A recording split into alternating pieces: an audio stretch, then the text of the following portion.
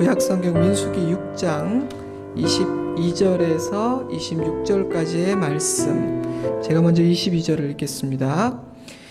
여호와께서 모세에게 말씀하여 이르시되 아론과 그의 아들들에게 말하여 이르기를 너희는 이스라엘 자손을 위하여 이렇게 축복하여 이르되 여호와는 내게 복을 주시고 너를 지키시기를 원하며 여호와는 그의 얼굴을 내게 비추사 은혜 베푸시기를 원하며 함께 읽습니다.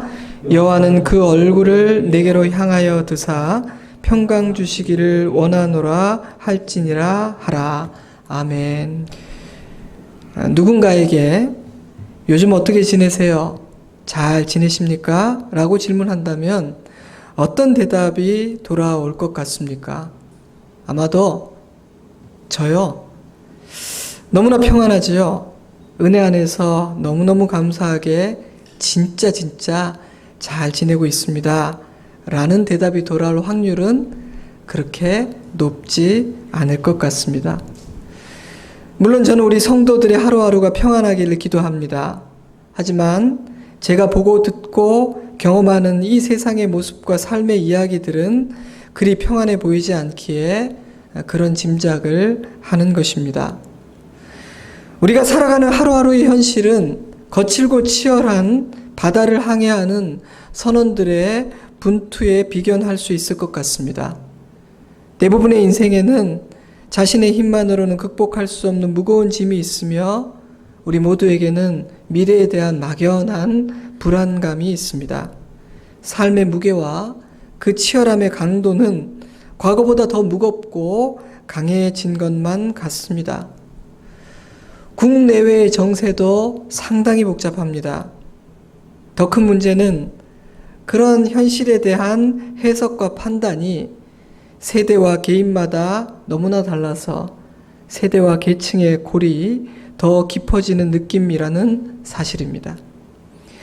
분노를 참지 못해 주먹을 휘두르고 SNS에 독이 잔뜩 묻은 글을 남길 뿐 아니라 심지어 살인을 저질렀다는 뉴스도 심심치 않게 들려옵니다.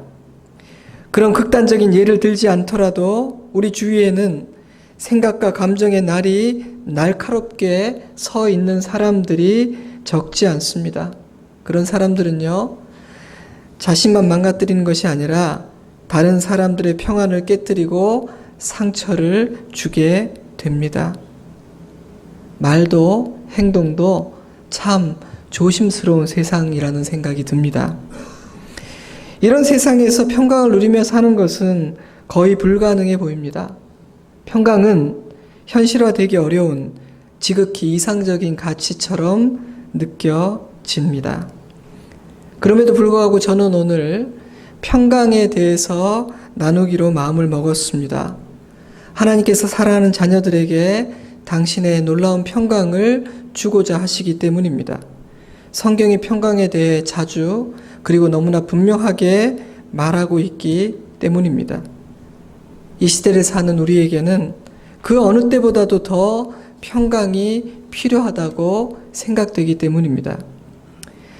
약속의 땅을 향한 본격적인 여정이 시작되기 전에 하나님은 지금까지 애굽의 법 아래에서 살던 이스라엘 백성들에게 하나님의 백성이라는 새로운 신분에 걸맞는 하나님 나라의 법과 질서를 주셨습니다. 그리고 모세에게 이렇게 말씀하셨어요. 아론과 그의 아들들에게 말하여 이르기를 너희는 이스라엘 자손을 위하여 이렇게 축복하여 이르되 여호와는 내게 복을 주시고 너를 지키시기를 원하며 여호와는 그의 얼굴을 내게 비추사 은혜 베푸시기를 원하며 여호와는 그 얼굴을 내게로 향하여 드사 평강 주시기를 원하노라 할지니라 하라. 너희는 이스라엘 자손들을 향해 이렇게 축복함으로 그들을 향한 내 마음이 어떠한지를 전해주어라. 저는 하나님께서 이렇게 말씀하고 계신다는 생각이 들었습니다. 이 축복의 선포에서 여호와는 원하신다라는 표현이 3번 반복되고 있습니다. 하나님은 무엇을 원하십니까? 여호와는 우리에게 복 주시고 우리를 지키시기를 원하십니다. 은혜를 베풀어 주시고 평강 주시기를 원하십니다. 바로 이것이 우리를 향한 하나님의 마음이라는 것입니다. 우리는 종종 하나님의 사랑과 선의를 의심합니다. 상황이 어그러지고 내 뜻과 기대대로 되지 않을 때 우리는 하나님의 선하심과 신실하심에 의문을 제기합니다. 하지만 성경을 읽어보면 그러한 의심은 조금도 합리적이지 않다는 사실을 깨닫게 되죠. 성경은 온통 우리를 향한 하나님의 선하심과 인자하심과 진실하심에 대한 선언과 감사의 찬양으로 가득 차 있기 때문입니다. 아버지의 사랑과 선하심은 그리스도께서 십자가에 달려 죽으심으로 확증되었으니 더 이상 의심하진도 왈가왈부하지도 말아라. 성경은 모든 논란에 대해 이렇게 종지부를 찍습니다. 그러한 하나님의 마음이 오늘 우리가 함께 읽은 이 말씀 안에 고스란히 담겨 있습니다. 그래서 어떤 주석은 이렇게 설명했어요. 이 말씀에는 자신이 아끼고 사랑하는 백성들의 삶에 복과 은혜와 평강을 주고자 하신 하나님의 거룩한 의지, 하나님의 거룩한 의지가 담겨 있다. 우리가 잘 알고 있는 것처럼 민수기는 불평의 책, 원망의 책이라는 별명을 가지고 있습니다. 출애굽을 한 그 순간부터 이스라엘은 불평하고 원망했기 때문입니다. 이들은 하나님의 복을 받아 누릴 자격이 전혀 없는 민족이었습니다. 거듭거듭 하나님을 실망시켰던 이스라엘 민족은요, 오늘 당장 하나님이 버리신다 해도 할 말이 없는 굉장히 수준이 낮은, 질이 좋지 않은 민족이었습니다. 하지만 하나님께서 그들을 향해 선의를 갖고 계셨고 거룩한 의지를 품고 계셨기 때문에 그들은 복된 민족이었습니다. 사랑하는 성도 여러분, 저와 여러분도 그런 은혜를 입은 사람들입니다. 우리는 하나님의 선의와 사랑 안에 살고 있습니다. 그러니 우리는 날마다 감사해야 합니다. 그 어떤 순간에도 소망을 잃지 말아야 해요. 왜냐하면 우리를 향한 하나님의 선하시고 거룩한 의지가 있기 때문입니다. 그 어떤 것도 그러한 하나님의 의지를 꺾을 수는 없기 때문입니다. 조금 전에 인용해드린 그 문장 아래에는 이런 문장이 덧붙여져 있습니다. 평강은 하나님이 당신의 백성들에게 주고자 하시는 모든 축복의 요체요 완성이다. 하나님께서 모세를 불러 제사장들에게 선포하라고 말씀하신 이 세 가지 축복은 점층법이라는 수사적 기교를 사용하고 있기에 마지막 절에 기록된 이 26절에 기록된 평강이라는 복은 하나님께서 허락하시는 모든 은혜의 클라이막스요, 하나님이 당신의 백성들에게 주고자 하시는 모든 축복의 요체요 완성이라는 것이죠. 평강은 그 정도의 가치를 지닌 아주 귀한 것이라는 겁니다. 아무것도 염려하지 말고 다만 모든 일에 기도와 간구로 너희 구할 것을 감사함으로 하나님께 아뢰라. 그리하면 모든 지각에 뛰어난 하나님의 평강이 그리스도 예수 안에서 너희 마음과 생각을 지키시리라. 제가 참 좋아하는 말씀이에요. 아마 여러분도 좋아하실 거예요. 그런데 너희 구할 것을 감사함으로 하나님께 아뢰라. 그리하면 네가 달라고 한, 네가 구한 바로 그것을 너에게 주겠다 말씀하지 않으시고 내가 평강을 주겠다 말씀하신 것이 좀 의외이기도 하고 인상적이지 않으십니까? 최고의 기도의 응답은 바로 평강이라는 뜻이라고 저는 생각합니다. 평강은 덤으로 주어지는 보너스가 아닙니다. 만약 평강이 그런 것이라면 평강이 주어지면 참 좋겠지만 주어지지 않아도 그만인 겁니다. 여러분 가게에 가서 물건을 사면서 덤으로 주지 않는다고 열을 내면 그 사람은 굉장히 문제가 있는 사람 아닌가요? 하지만 평강은 궁극적인 기도의 응답이라고 하나님은 말씀하고 계신 겁니다. 평강은 하나님께서 사랑하는 자에게 가장 선물하고 싶은 최고의 복이라는 것입니다. 요한복음은 부활하신 예수님께서 똑같은 말씀을 3번 반복했다고 기록하고 있습니다. 20장 19절 이날 곧 안식 후 첫날 저녁 때에 제자들이 유대인들을 두려워하여 모인 곳에 문들을 닫았더니 예수께서 오사 가운데 서서 이르시되 너희에게 평강이 있을지어다. 21절 예수께서 또 이르시되 너희에게 평강이 있을지어다. 아버지께서 나를 보내신 것 같이 나도 너희를 보내노라. 26절 여드레를 지나서 제자들이 다시 집 안에 있을 때 도마도 함께 있고 문들이 닫혔는데 예수께서 오사 가운데 서서 이르시되 너희에게 평강이 있을지어다. 부활하신 예수님이 죽음을 통과하고 죽음을 이기고 오신 예수님이 그 무덤에 3일 동안 갇혀 있다가 다시 살아나서 제자들 앞에 서신 그 예수님이 제자들에게 들려주고 싶은 좋은 말이 얼마나 많았겠습니까? 그런데 예수님은 너희에게 평강이 있을지어다 말씀하셨습니다. 그것도 3번씩이나요. 의미가 있다고 생각하지 않으십니까? 심상치 않은 말씀이라고 생각되지 않으신가요? 요한만 그렇게 주장했습니까? 아니요. 마태와 누가 역시 부활하신 예수님이 평강을 비셨다는 사실을 놓치지 않고 있습니다. 평강은 부활하신 예수님이 두려움과 근심 가운데 사로잡혀 있던 사랑하는 제자들에게 가장 주고 싶었던 은혜였던 것입니다. 이제 육신을 입은 예수님은 하늘로 오르시고 제자들이 사명을 가지고 세상에 나가 싸워야 했는데 그러한 그들에게 가장 주고 싶었던 것이 평강이었다는 것입니다. 더 읽고 싶은 말씀이 많지만 제가 시간 관계상 읽지는 못합니다. 하지만 성경을 읽어보면 성경의 모든 말씀들은 하나님께서 사랑하는 자녀들에게 평강이라는 선물을 주기를 간절히 원하신다고 말하고 있다는 것을 깨닫게 됩니다. 그러므로 우리가 평강을 기대하고 평강을 누리기를 원하는 것은 합당할 뿐 아니라 우리가 해야만 하는 일입니다. 그리스도인들은 절대로 평강을 잃어버린 삶을 당연하고 자연스럽게 여기서는 안 됩니다. 하지만 많은 그리스도인들이 너무 쉽게 평안을 빼앗기다 보니 너무 오랫동안 평강이 없는 그런 삶을 살다 보니 평강이 없는 삶을 그냥 자연스러운 것으로 나는 그렇게 살 수밖에 없다고 인정하고 받아들여 버리게 된 것 같습니다. 나약하기 그지없는 나와 같은 사람이 이토록 험한 세상에 살면서 어떻게 평안할 수가 있겠는가? 안 되는 거지 생각하게 되었다는 것입니다. 하지만 여러분, 성경에 의하면 그것은 원수 마귀가 우리에게 심어준 거짓된 생각이요 속임수입니다. 하나님의 자녀들은 그 어떤 순간에도 평안할 수 있습니다. 하나님께서 평강을 주고자 하시는 거룩한 의지를 품고 계시기 때문입니다. 죽음을 이기고 부활하신 예수께서 평안할지어다 선포하셨기 때문이며 감사로 아뢰는 모든 자들에게 평강을 주시다고 분명하게 약속하셨기 때문입니다. 그러니 오늘 이 시간 평강의 삶을 소원하고 기대하고 추구하는 새 마음이 여러분 안에 생기기를 주님의 이름으로 간절히 축복합니다. 이런 삶은요, 모든 성도에게 허락된 삶이고 가능한 삶이라고 성경은 주장하고 있거든요. 하나님은 왜 이토록 간절하게 평강 주기를 원하시는 것일까요? 평강이 있는 곳에는 하나님의 나라가 임하여 하나님의 뜻이 성취되며 모든 선하고 좋은 것들이 힘을 얻고 열매를 맺게 되지만 평강을 잃으면 사단의 나라가 임하여 그의 지배가 시작되기에 모든 부정적이고 파괴적인 일들이 일어나게 되기 때문입니다.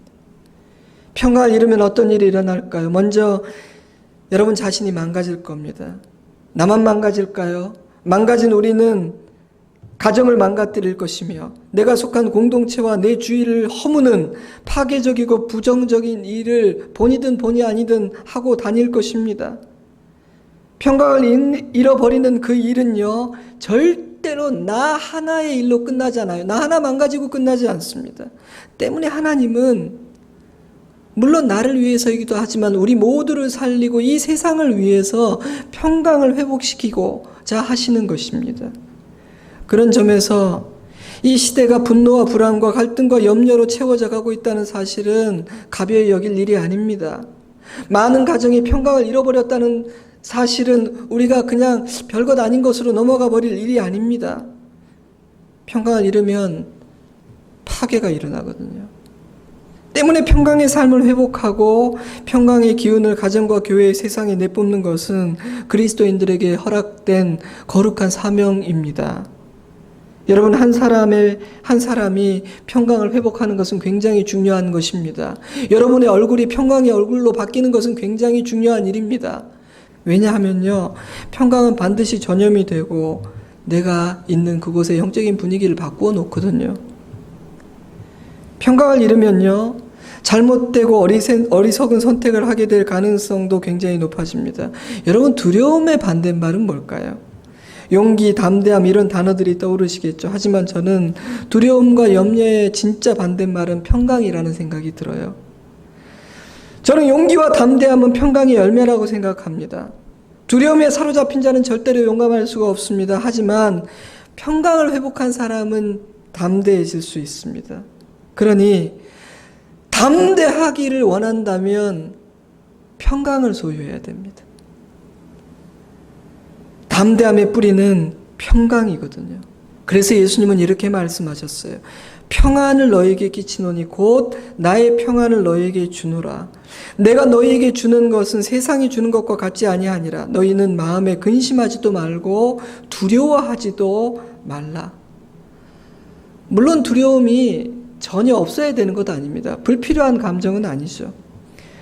우리의 조상들 중에, 우리의 선조들 중에 두려움을 모르는 사람은 사자한테 덤비다가 다 물려 죽었고, 두려움을 아는 사람들은 살아남았기 때문에 우리는 용감한 자의 후손이 아니라 두려워하는 자의 후손이라는 말을 들은 적이 있습니다. 굉장히 제가 감동을 했고, 일리가 있는 말이다. 건강한 두려움과 조심하는 마음을 통해서 하나님은 우리를 보호하기도 하세요. 하지만 두려움의 지배를 받고 염려에 이끌리는 인생을 살아서는 안 됩니다. 두려움은 우리의 생각을 마비시키고 조급하게 하고 서두르게 만듭니다. 무슨 말을 했는지도 모르는 말을 내뱉게 합니다. 두려움의 지배 아래에서 내린 선택과 결정은 근시안적이고 방어적이며 어리석은 것일 가능성이 높습니다. 그러므로 중요하고 어려운 결정 앞에서 제일 먼저 해야 하는 일이 뭔지 아세요? 그거는 평강을 회복하는 겁니다. 내게 평강이 있는가? 내 앞에 놓여있는 갈림길과 문제를 주목하고 묵상하는 것이 아니라 하나님을 묵상하고 약속의 말씀들을 기억함으로 하나님의 평강이 나를 다스리고 이끌도록 만드는 그런 시간을 가져야 한다는 겁니다. 그때는요, 막 뛰어다닐 때가 아니에요. 평강이 회복되고 평강이 나를 이끌기 시작하면 시야가 넓어지고 지혜를 얻게 됩니다. 무엇을 해야 될지를 알게 되면 용기가 생깁니다. 그래서 바른 길을 걸을 수가 있습니다. 때문에 하나님은 사랑하는 자에게 내가 평강을 주고야 말겠다 하고 작정을 하셨습니다. 평강이 있는 삶과 평강을 잃어버린 삶의 차이는 너무나 극명하기 때문이죠. 사랑하는 성도 여러분, 질문합니다. 여러분은 평안하십니까? 여러분은 이 평안을 누리기를 원하십니까? 여러분은 이 평안을 내가 누릴 수 있을 것이라고 생각하고 믿고 기대하고 있으십니까? 만약 평강이란 이 은혜의 선물을 귀하게 여기고 누리기를 간절히 원한다면 우리는 무엇을 해야 할까요? 가장 먼저 해야 할 일은 자신이 하나님의 평강을 누릴 수 있는 하나님의 자녀라는 사실을 믿음으로 인정하는 것입니다. 나는 하나님의 자녀이기 때문에 하나님의 평강을 당연히 나는 누릴 수 있다. 그렇게 분명히 선언하는 일이라고 저는 생각합니다. 믿음 안에서 나의 관점과 내 생각의 방향을 바꾸라는 말입니다. 반복된 실패로 인한 패배의식과 나의 나약함이나 내 삶의 상황 때문에 나는 절대 평강을 누릴 수 없을 것이라는 여러분 안에 있는 불신앙의 생각들을 제거하고 버리라는 것입니다. 그리고 하나님, 나는 하나님의 평강을 누릴 수 있는 당신의 자녀임을 믿습니다. 나는 그 평강 안에 살기를 진심으로 원합니다라고 고백하라는 것입니다. 그것이 새로운 삶을 시작하는 출발점이에요. 저는 오늘 아침 이 자리에서 그 일을 하시라고 여러분에게 도전합니다. 어색하십니까? 해봐야 아무런 일도 일어나지 않을 것 같습니까? 그래도 한번 하나님을 믿고 제가 이렇게 간곡히 부탁하는 것을 불쌍히 여기시고 한번 해보세요. 그리고 하나님께서 여러분 안에 행하실 새 일을 기대하십시오. 기다리십시오. 하나님께서 행하시는 그 새 일은요, 믿고 행하는 자에게만 허락될 것입니다. 또한 우리는 우리에게 허락된 하나님의 평강이 우리의 마음을 지배하고 다스리도록 허락해야 하며 그 평강을 힘써서 지켜야만 합니다. 골로새서 3장 15절, 그리스도의 평강이 너희 마음을 주장하게 하라, 지배하게 하라, 다스리게 하라. 너희는 평강을 위해서 부르심을 받았나니 Let the peace of Christ rule in your hearts. You were called to peace. 베드로서 3장 14절 그러므로 사랑하는 자들아 너희가 이것 새 하늘과 새 땅을 바라보노니 주 앞에서 점도 없고 흠도 없이 평강 가운데에서 나타나기를 힘쓰라. 평강은 하나님이 거저 주시는 은혜의 선물이지만 make every effort 우리도 힘써야 한다는 뜻입니다. 그렇지 않으면 빼앗길 수 있다는 뜻이겠죠. 때문에 우리는 이런 질문을 던져야 할 것 같습니다. 무엇이 나의 평강을 깨는가? 나는 이 평강을 지키기 위해 이 평강이 나를 주장하고 다스리도록 하기 위해서 무엇을 해야 되는가? 어떤 수고를 해야 되는가? 창세기 3장을 통해 몇 가지 대답을 발견할 수 있습니다. 여호와 하나님이 아담을 부르시며 그에게 이르시되 내가 어디 있느냐? 이르되 내가 동산에서 하나님의 소리를 듣고 내가 벗었으므로 두려워하여 숨었나이다. 에덴 동산은 완전한 안식과 완벽한 평강의 땅이었습니다. 그런데 그 땅에 두려움이 들어왔습니다. 불순물이. 평강이 지배하던 에덴의 시스템이 파괴된 것이죠.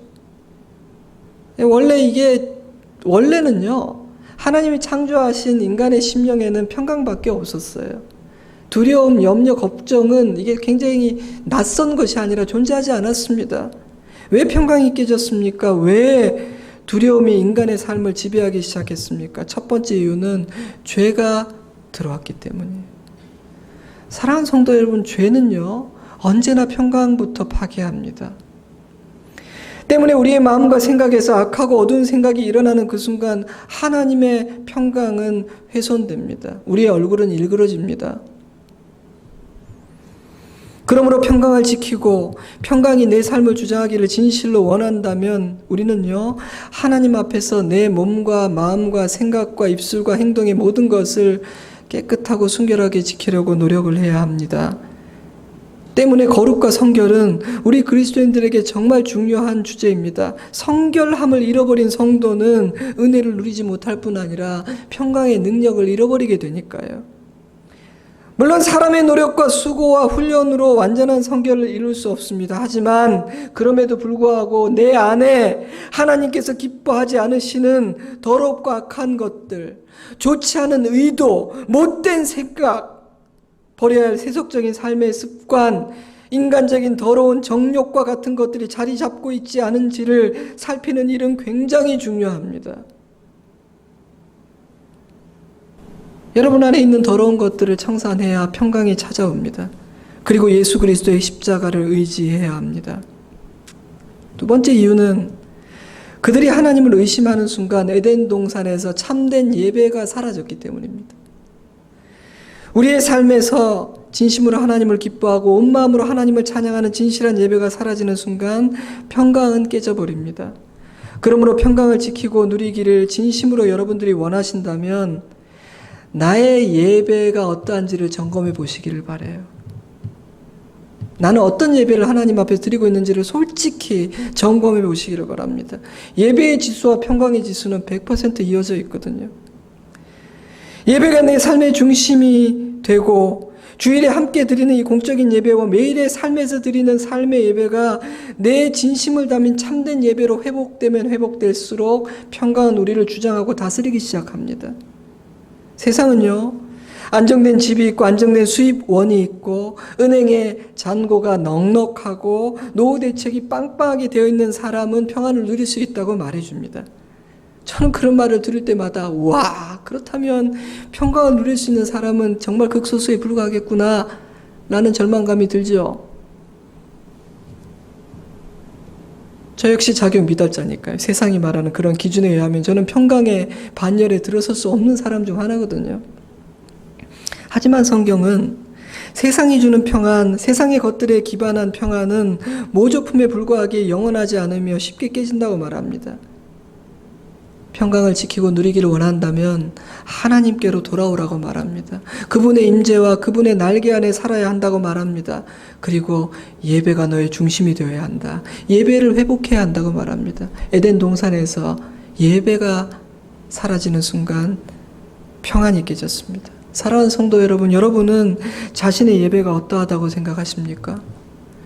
지금 이 자리에 앉아있는 여러분의 마음, 예배자의 모습은 어떠한 것 같습니까? 참된 예배는 요란하고 화려한 예배가 아닙니다. 많은 재물이 드려지고 많은 악기가 동원되고 대단한 건물에서 드려져야만 하는 것도 아닙니다. 참된 예배는요, 하나님의 임재 안에서 하나님을 사랑하는 마음으로 하나님만으로 만족하고 기뻐하는 사람이 드리는 감사의 예배입니다. 그런 예배가 회복될 때 하나님의 평강이 우리를 다스리기 시작합니다. 그러므로 여러분, 하나님께로 돌아가십시오. 그리고 진정하고 참된 예배를 회복하시기를 주님의 이름으로 부탁을 드립니다. 세 번째 이유는 뱀이 인간을 유혹하고 시험했기 때문입니다. 우리는 내 삶에서 일어나는 모든 악하고 부정적인 일의 배후에 사단이라는 아주 악한 영적인 존재가 있다는 사실을 항상 인식해야만 합니다. 왜 그런지 아십니까? 평강을 지키는 일은요, 이게 영적인 전투이기 때문에 그래요. 영적인 일이에요. 평강을 지키는 것은.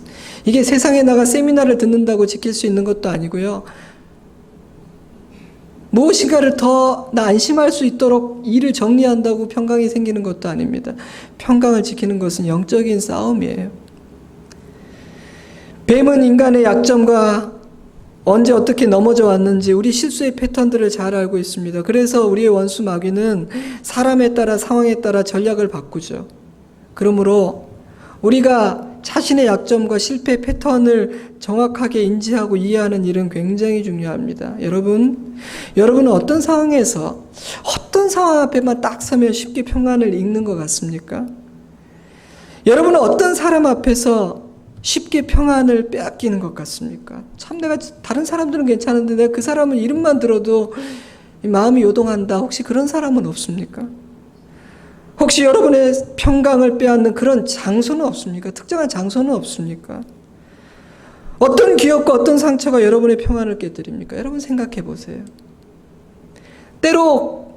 때로는 내가 평안이 깨지는 이유나 상황이 굉장히 합리적이지도 않고 비상식적이다라고 느껴지는 경우도 있을 거예요. 여러분의 평안을 깨는 그 장소를 피하세요. 당신의 평강을 깨는 그 사람을 주의하고 멀리하고 그와의 관계에서 지혜를 가지세요. 여러분의 잘못된 삶의 패턴과 맞서 싸워 새로운 패턴을 만드세요. 지나온 삶의 어두운 상처들을 흘려보내십시오. 미워하고 곱씹고 분노하지 말고 용서함으로 자유로워지십시오. 근데 만약 피할 수 없다면, 불가피하게 상대해야만 한다면 말씀과 기도로 단단히 무장하고 준비된 심령으로 상대하시기 바랍니다. 아니, 내가 넘어질 것을 뻔히 알면서, 내가 자신이 없으면서 마음에 준비하지 않고 영적으로 무장도 하지 않고 그런 상황, 그런 장소, 그런 사람, 그런 문제와 직면하면 여러분은 어떻게 될 것 같습니까? 제가 예언의 은사가 없지만 예언 한 가지를 하죠. 여러분 질 거예요. 피를 흘릴 겁니다. 상처 입을 거예요. 후회할 말을 뱉을 겁니다. 잘못된 선택을 분명히 할 겁니다. 그리고는 이렇게 말하겠죠. 난 안 돼. 안 되긴 뭐가 안 돼요. 여러분이 그냥 그렇게 선택할 거죠. 한 거죠. 영적인 전투에는 단호한 결단이 필요합니다. 저는 전쟁에서 참 중요한 건 기싸움 같더라고요. 그 적군에게, 내가 맞서 싸우는 적에게 내 의지가 어느 정도인지를 분명하게 보여주는 것은 굉장히 중요한 일인 것 같아요. 근데 많은 사람들이 전쟁을 앞두고 그런 의지를 적에게 보여주질 않아요. 무엇을 해야 하는지 알면서도 막 주저합니다. 그래서 하나님께서 예배해 주신 은혜를 누리지를 못합니다. 사랑하는 성도 여러분, 평강이 내 마음과 생각을 다스리게 하려면 용기를 내고 결단을 해야 합니다. 선을 긋고 청산하는 일이 필요합니다. 오늘 그 일을 하실 수 있으면 정말 좋겠습니다. 언젠가 나눈 바 있지만 제가 한 번 더 나누고 싶어요. 어느 봄날 흐드러지게 피어있는 벚꽃이 너무나 아름다워 우리 김 목사님이 어린 아들의 손을 잡고 산책을 나섰죠. 아들 저거 좀 봐. 너무 이쁘지, 너무 아름답지. 아빠는 아들에게 그 아름다운 풍경을 보여주고 싶었습니다. 그런데 아들은 땅에 떨어져 있는 벚꽃잎 하나를 딱 줍더니요, 그걸 뚜렷이 바느라고 아빠가 아무리 불러도 저기 더 아름다운 것이 있어, 더 넓은 세상이 있어 보여줘도 거기서 눈길을 떼지 않습니다. 안타까웠던 아빠는 그 아름다운 풍경을 보여주고 싶어서 몇 번을 더 부르고 시도했지만 아무런 반응이 없자 포기했다고 합니다. 그 이야기를 들으면서 우리의 좁은 시야와 하나님의 넓디 넓은 시야를 생각했습니다. 우리를 보시는 하나님의 마음은 참 많이 안타깝고 답답하시겠다, 그런 생각이 들었습니다. 사랑하는 성도 여러분, 하나님께서 우리에게 무엇인가를 주고자 하신다면 절대로 마다하거나 가벼이 여겨서는 안 됩니다. 아들 이거 좀 봐, 말씀하시면 우리는 빨리 고개를 돌려야 됩니다. 뭐요? 뭘요? 뭘 보라고요? 그렇게 대답을 해야 됩니다. 하나님께서 우리에게 주고자 하시는 그것은 정말 좋은 것이고 우리에게 정말 필요한 것이기 때문입니다. 하지만 실력이 부족한 우리들은요, 중요하지 않은 것들 때문에 그 꽃잎 한 장을 붙들고 보느라고 그것 때문에 울고 웃으면서 인생을 허비하는 경우가 참 많은 것 같습니다. 그래서 하나님은 이렇게 말씀하세요. 너희는 여호와의 선하심을 맛보아할지어다. 그에게 피하는 자는 복이 있도다. 영어 성경은 이렇게 번역했습니다. Taste and see that the Lord is good. 맛보지 않아서 그렇지 네가 한번 맛을 보기만 한다면 생각이 달라질걸? 소중히 여기고 구하게 될 거야. 누리고 싶어질 거야. 그러니 한 번만 봐줄래? 내가 주는 이 선물을 한 번만 맛보지 않겠니? 말씀하고 계신 것입니다.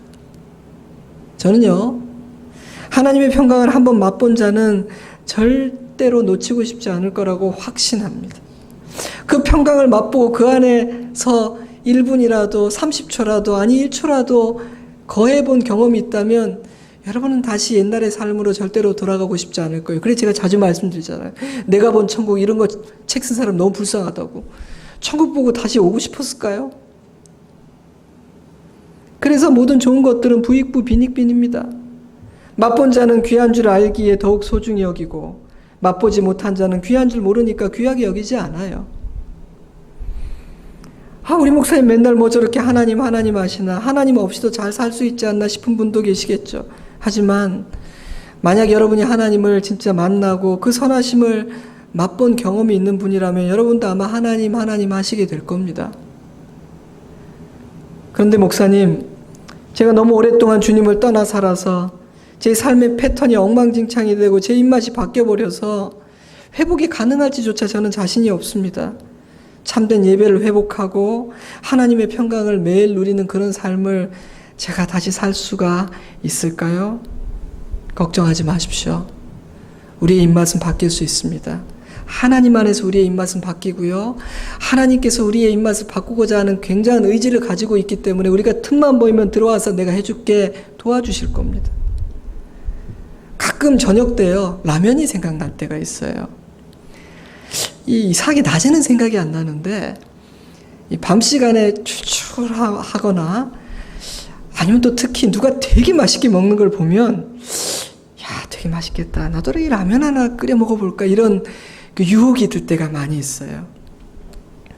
하지만 저의 건강을 염려하는 아내의 권유로 제가 꽤 오랫동안 타이에 의해, 아내의 사랑에 의해 라면을 먹지 않게 되었죠. 꽤 시간이 흘렀던 것 같습니다. 하지만 여러분, 라면을 먹는 것은 죄가 아님을 믿으시기 바랍니다. 성도에게는 먹고 싶은 것을 먹을 자유가 있죠. 뭐 불량식품이라도. 그러니까 어느 날 저녁 때 또 누군가 맛있는 것을, 맛있게 먹는 것을 보고 약간의 출출함이 느껴져서 내가 먹어봐야겠다. 뭐 가끔 먹을 수 있지 하고 끓여서 먹었습니다. 근데 맛이 없더라고요. 제가 상상했던 그 맛이 아니었어요. 저는 한 젓가락을 딱 먹으면 너무너무 맛있고 행복해질 줄 알았는데 딱 한 입을 먹었는데 맛이 없었어요. 그래서 제가 억지로 반 정도 먹다가 다 버렸어요. 속도 좋지 않더라고요. 기분이 좋아질 줄 알았는데 기분도 별로 좋지가 않았습니다. 제가 그날 깨달은 게 많아요. 상상 속에서만 좋았던 거예요. 그것을 상상할 때만 좋았던 것이지 막상 내가 먹어보니까 내가 상상했던 그런 맛도 그런 느낌도 아니더라고요. 그렇구나. 한동안 멀리 했더니 체질이 바뀌고 입맛이 바뀌어버렸나 보다. 그날 이후로 놀랍게도 라면은 별로 당기지가 않아요. 그래서 이제는 자의로 안 먹어요. 저는 저의 영적인 입맛이 계속 바뀌어가고 있다는 것을 느끼고 있습니다. 저는 하나님과 함께하는 삶이 참 좋아요. 옛날보다 더 좋아요. 이전보다 하나님을 더 사랑하고 이전보다 하나님 때문에 더 기쁘고 하나님만으로 만족하는 사람으로 내가 참 신기하게 그렇게 변화되고 있다는 것을 제가 느낍니다. 아마 앞으로 더 그렇게 되겠죠. 옛날이 좋았다는 말을 하는 분들이 있습니다. 옛날의 삶, 전에 했던 신앙생활, 그때가 좋았다는 겁니다. 이해는 되지만 저는 그런 이야기를 들을 때는 좀 안타깝다는 생각을 하게 됩니다. 저는 지금이 더 좋습니다. 이전보다 주님을 조금 더 알게 되었고 더 사랑하고 더 의지하고 그 안에 거하기를 원하는 마음을 갖게 되어서 저는 지금이 좋습니다. 저는 그런 변화가 좋고 그런 변화를 기대하며 기도합니다. 저는 여러분도 그렇게 기대하고 소원하고 기도했으면 좋겠습니다. 우리가 잘하는 만큼, 우리가 성장하는 그만큼 내일은 더 좋아질 겁니다. 말씀을 맺겠습니다. 네이브 헬스 목사는 몇 달 동안 이유를 알 수 없는 피로감과 싸워야 했습니다. 잇몸에 출혈이 시작되고 멈추지 않는 날도 있었고 어느 날은 팔다리 곳곳에 검푸른 멍자국이 나타나기도 했습니다. 극심한 피로감 때문에 침대에서 나오기조차 힘겨웠던 어느 날 그는 미루고 미뤄두었던 검진을 받게 되죠. 죄송합니다. 급성 골수 백혈병입니다. 오늘 당장 입원하시고 키모테라피를 시작하셔야 되겠습니다. 선생님, 가족들에게 이 상황을 알려주고 함께 기도해야 합니다. 그러니 오늘 하루만 더 집에 있도록 허락해 주세요. 제가 내일 병원에 오겠습니다. 좋아요. 하지만 내일 아침 7시까지 오셔야 됩니다. 1시가 급한 상황이에요. 당신에게 시간이 많이 남아있지 않습니다. 텅 빈 주차장에 홀로 선 그의 마음은 매우 복잡했습니다. 사랑하는 아내와 아직 어린 세 자녀가 떠올랐습니다. 제가 그 뒷부분부터 읽어드리죠. 하나님, 나 놀랐어요. 나 충격받았다고요. 울부짖는 내 슬픈 목소리가 슬픈 밤하늘을 가득 메웠다. 그런데 그 순간 고요한 목소리가 내 영혼을 향해 이렇게 속삭였다. 그것은 분명히 주님의 음성이었다. 나는 놀라지 않았단다. 그리고 바로 이 순간을 위해 나는 오랫동안 너를 준비해 왔단다. 그 순간 성령 하나님의 강력한 음성이 내 안을 채우기 시작했다. 하나님의 약속의 말씀들이 파도처럼 밀려와 내 영혼에 닿았다. 내 영혼아, 내가 어찌하여 낙심하며 어찌하여 내 속에서 불안해하는가? 너는 하나님께 소망을 두라. 그가 나타나 도우심으로 말미암아 내가 여전히 찬송하리로다. 나는 여호와의 모든 육체의 하나님이라 내게 할 수 없는 일이 있겠느냐. 나는 그 말씀 앞에서 오열했다. 하지만 그 눈물은 절망의 눈물이 아니라 감사의 눈물이었다. 그분의 사랑에 내 마음이 압도되었고 하나님이 내 곁에 계신다는 사실에 나는 진심으로 감사했다. 나를 향한 아버지의 약속을 묵상하면 묵상할수록 내 마음은 하나님의 평안으로 채워지기 시작했다. 사방으로 우겨쌈을 당했지만 소망의 끈을 붙들 수 있었다. 사랑하는 성도 여러분, 우리는요, 그 어떤 상황에서도 이러한 하나님의 평강의 다스림 안에서 살 수 있는 하나님의 자녀들입니다. 그 평강 없이 살아가는 것을 자연스럽고 정상적인 것으로 여겨서는 안 됩니다. 평안을 잃어버린 성도의 삶은요, 이상하고 정상적이지 않은 삶이라고 우리는 생각을 해야 됩니다. 하지만 우리는 이런 엄청나고 큰 일로 인해서만 평강을 잃게 되는 것은 아닙니다. 때로는 굉장히 작고 사소한 일이 우리의 마음의 평강을 빼앗아갈 때도 있죠. 어제 오전 아내로부터 장모님에게 급히 보행기를 사드려야 할 것 같다는 긴급 전화가 왔습니다. 그제도 어제도 넘어져서 다치셨다고 했어요. 좋은 땅에서 말씀을 준비하다가 모든 것을 접고 달려갔습니다. 다행히 크게 다치시지는 않아서 안도했습니다. 당장 보행기를 사야 할 것 같아서 주말에 오픈한 곳을 수소문해서 몇 곳을 둘러보았습니다. 근데 이것은 이런 이유로 저것은 저런 이유로 마음에 드는 것이 하나도 없다고 하셨습니다. 제가 볼 때는 조국 땅에 이 대한민국에 더 다른 제품은 없을 것 같은데 무엇을 원하시는 것인지 몰라도 하여튼 마음에 들지 않으시고 원하는 것이 따로 있다고 하시더라고요. 몸이 힘드시니까 마음이 힘들어지겠죠. 마음이 힘들어지니까 얼굴이 일그러지기 시작하셨습니다. 그리고 날이 서 있는 불평과 원망들을 뱉어내기 시작하셨습니다. 그러니까 제 마음이 흔들리기 시작하더라고요. 오랜 시간 늘 잘 감당해 왔던 그런 일인데 그날 그 짧은 순간 새삼스럽게 제 마음이 굉장히 시끄러워졌습니다. 어깨가 굉장히 무거워졌습니다. 이것이 내 삶의 현실이다. 내가 이런 삶을 감당해 왔지만 앞으로도 잘 감당할 수 있을까? 건강하셔야 될 텐데 막 복잡한 근심과 염려들이 찾아오기 시작하더라고요. 어느 순간 제 마음에서 평강이 사라지고 있었어요. 근데 그 순간 마귀의 음성이 선명하게 들렸습니다. 내일 평강에 대해 설교한다면서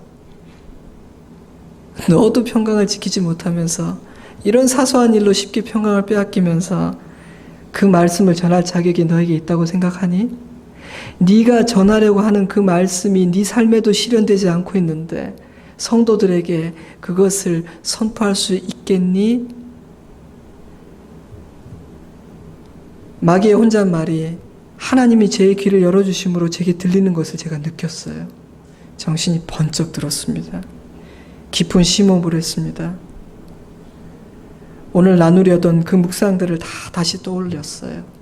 그러자 마음의 평강이 다시 찾아오기 시작하더라고요.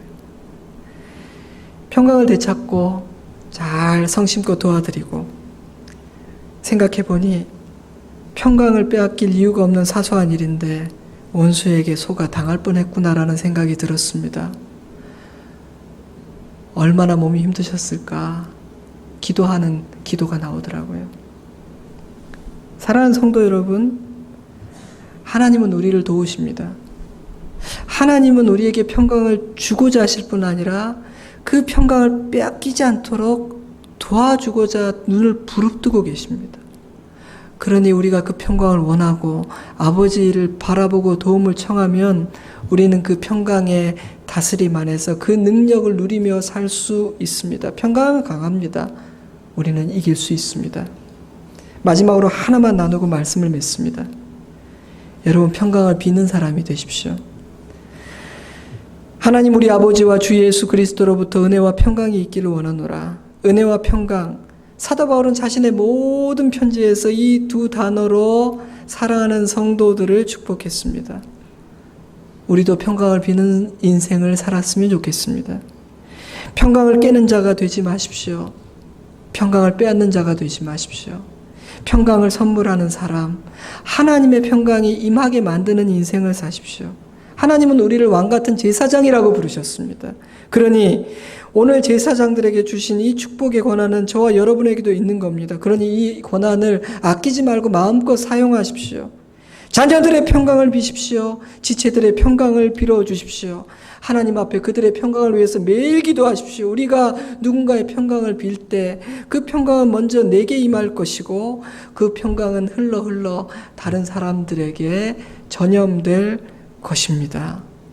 기도하겠습니다. 사랑하는 여러분 평안하십니까? 무엇이 여러분의 평강을 빼앗습니까?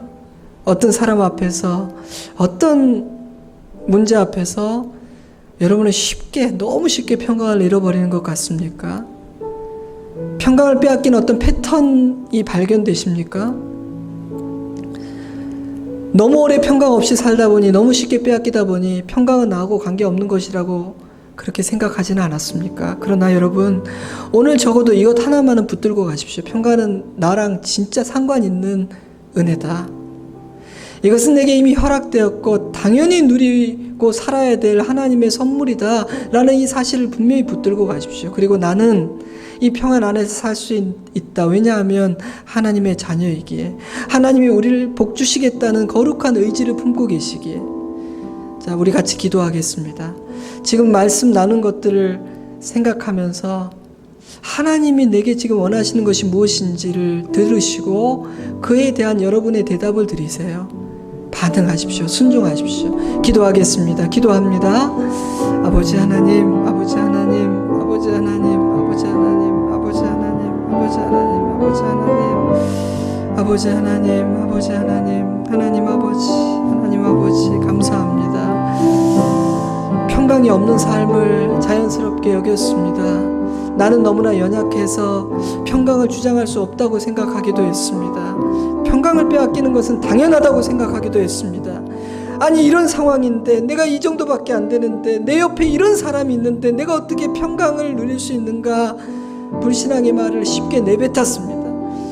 주님 회개합니다. 아버지 하나님, 다른 사람의 평강을 깨기도 했습니다. 아버지 하나님, 아버지. 좋으신 하나님 감사합니다. 그럴 만한 가치가 없는데 우리에게 복 주시고야 말겠다는, 우리를 평강의 사람으로 세우고야 말겠다는 거룩한 의지를 품고 계신다니 얼마나 놀라운 일인지 모릅니다. 주님, 지난날의 불순종의 말들을 회개합니다. 불신앙의 말들을 회개합니다.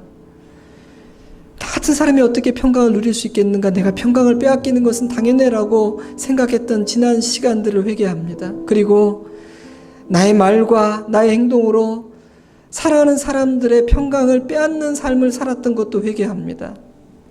주님, 이제 하나님의 자녀로서 당당하게 이 평강을 주장하겠습니다. 그 놀라운 하늘의 평강, 그리스도의 평강 안에 살아가겠습니다. 평강 안에서 지혜를 얻고 담대함을 얻어 원수와 싸워 이기겠습니다. 그리고 이 평강을 흘려보내고 전하겠습니다. 내가 가는 곳마다 하나님의 평강이 임하게 만드는, 화평케 하는 아버지의 자녀로 살겠습니다. 주님, 부족한 종이 기도합니다. 우리 사랑하는 성도들의 삶을 아버지께서는 다 알고 계십니다. 어떤 아픔이 있는지, 어떤 위로가 필요한지, 무엇 때문에 울고 있는지 아버지는 아십니다. 가서 위로해 주십시오. 하지만 분명하게 큰 소리로 말씀해 주십시오. 그렇지만 아들아, 딸아, 너의 어려움을 내가 이해하지만, 너의 무거운 짐을 이해하지만, 그러나 나의 평강은 그것을 이길 수 있다. 너는 오늘 그 짐을 진 전쟁터 한가운데에서도 나의 평강을 누릴 수 있다. 그러면 네 눈이 열려 다르게 말하고 다르게 보게 될 것이다. 그 말씀을 들려주십시오. 아버지 안에 사는 것이 감사합니다. 우리의 소망이 세상에서 아버지께로 자꾸만 옮겨지게 하시고, 옛날이 좋았다는 말이 우리의 입에서 사라지고, 하나님 오늘이 너무 감사합니다. 내일은 제가 하나님 더 사랑하게 될 테니 더 좋은 날이겠죠? 그렇게 말하는 우리가 되게 해주십시오.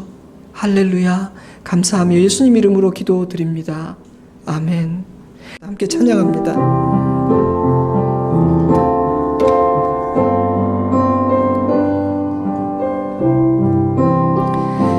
내 평생에 가는 길 순탄하여 늘 잔잔한 가 같든지 큰 풍파로 무섭고 어렵든지 나의 영혼은 늘 편하다. 내 영혼 평안. 믿음으로 선포하십시오. 내 영혼, 내 영혼 평안해. 저 마귀는 우리를 삼키려고 입 벌리고 달려와도 그 신소는 우리의 대장되니 끝내 싸워서 이기리라.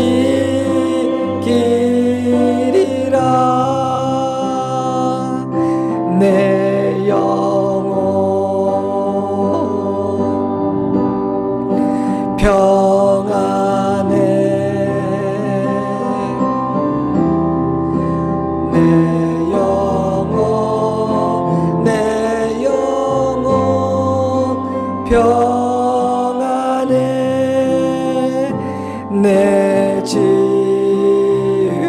죄 주 홍빛 같던 주 예수께 닿으려면 주 예수께 닿으려면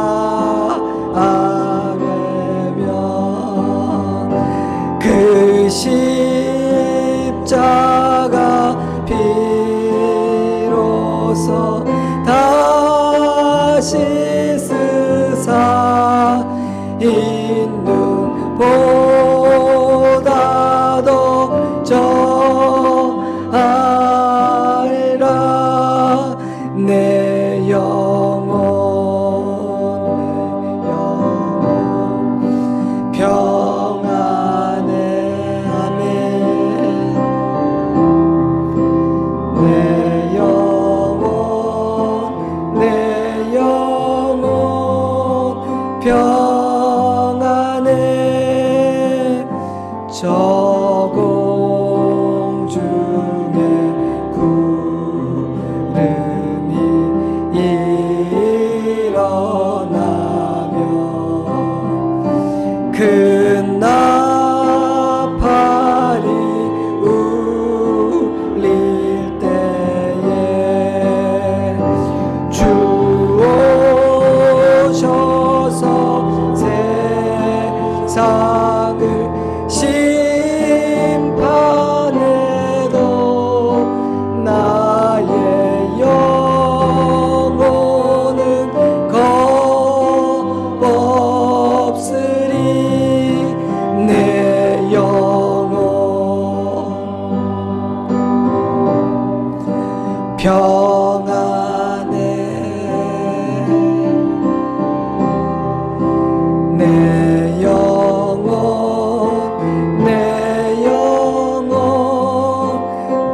우리 눈을 감고 손을 들고 마지막으로 내 영혼 평안해 아멘 내 영혼 평안해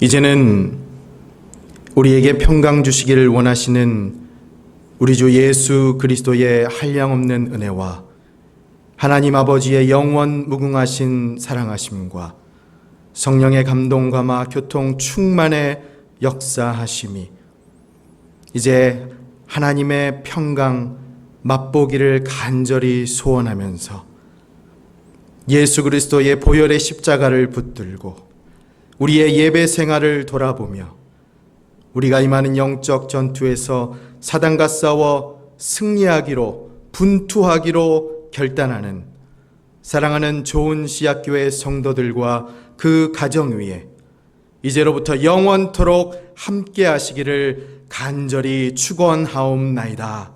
아멘.